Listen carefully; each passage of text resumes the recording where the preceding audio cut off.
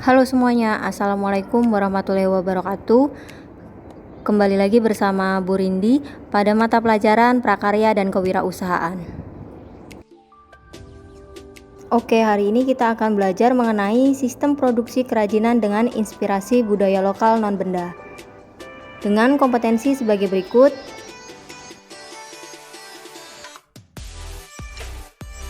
Dan tujuan pembelajaran sebagai berikut. Apa sih seni kerajinan itu? Oke, seni kerajinan merupakan pekerjaan yang dilakukan dengan tangan dan membutuhkan keterampilan tertentu, seperti yang kalian lakukan saat ini ya. Karena untuk membuat kerajinan, kita memerlukan sesuatu, yaitu berupa bahan dan alat. Kita akan mempelajari terlebih dahulu jenis dan karakteristik bahan kerajinan maupun alat kerajinan. Nah, kita mulai dari jenis dan karakteristik bahan kerajinan ya. Secara umum terbagi menjadi dua, yaitu berdasarkan sifat bahan dan yang kedua berdasarkan sumber asalnya. Hal ini akan memudahkan kalian ketika nanti mengidentifikasi bahan-bahan kerajinan yang kalian butuhkan. Berdasarkan sifat bahan dikategorikan menjadi tiga, yaitu ada bahan lunak, bahan keras, dan bahan semi keras. Apa sih contoh bahan lunak?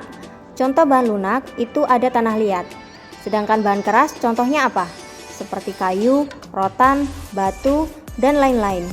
Untuk bahan semi keras contohnya ada gabus, kain, dan lain-lain.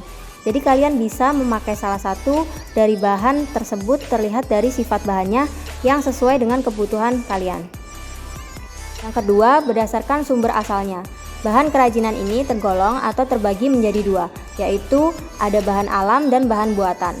Apa sih bahan alam itu, Bu? Bahan alam itu adalah bahan yang tersebar di bumi dari alam. Jadi kalian bisa langsung mendapatkannya di alam. Contohnya misalnya kayu. Sedangkan bahan buatan itu adalah bahan yang terbuat atau bukan berasal dari alam. Contohnya apa? Misalnya emas, logam mulia, dan lain-lain. Nah, sekarang kita beralih ke jenis dan karakteristik alat. Secara umum ada 6 jenis alat yang berdasarkan karakteristiknya, yaitu ada alat pemotong, alat pemukul, alat perekat, alat penjahit, alat pemahat, dan juga alat pengukur. Tidak semua alat ini digunakan dalam membuat suatu produk kerajinan. Terkadang hanya membutuhkan alat-alat tertentu saja, sesuai dengan karakteristik alat dan juga dilihat dari kebutuhan pada saat membuat kerajinan. Bahan dan alat ini digunakan untuk membuat produk kerajinan. Jadi kalian harus saling mengkombinasikan antara bahan dan alat sehingga terwujudlah kerajinan yang kalian inginkan. Lalu untuk teknik produksi kerajinan ada beberapa hal yang harus kalian ketahui. Teknik-teknik dasarnya seperti teknik anyam, teknik ukir atau teknik pahat, teknik cor, teknik batik, teknik tenun, dan lain-lain. Tetapi tidak menutup kemungkinan jika kalian menggunakan teknik lain untuk membuat suatu kerajinan, atau bisa juga kalian menggunakan teknik-teknik baru yang kalian temukan sendiri pada saat membuat kerajinan. Selanjutnya ada tahapan membuat kerajinan. Supaya lebih mudah, silakan kalian perhatikan hal berikut ini. Yang pertama, menentukan bahan dan fungsi kerajinan. Nah, ini perlu diingat ketika nanti kalian membuat kerajinan, ibu pasti akan bertanya, apa sih fungsinya kerajinan yang kalian buat? Jadi tidak asal-asalan dalam membuat kerajinan ya, harus ditentukan bahannya juga beserta fungsinya. Yang kedua, menggali ide dari berbagai sumber.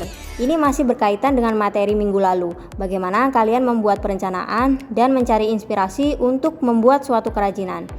Yang ketiga, membuat sketsa karya. Nah, sketsa karya ini akan mempermudah kalian ketika kalian membuat kerajinan atau memvisualisasikan ide kalian ke dalam bentuk sebuah kerajinan.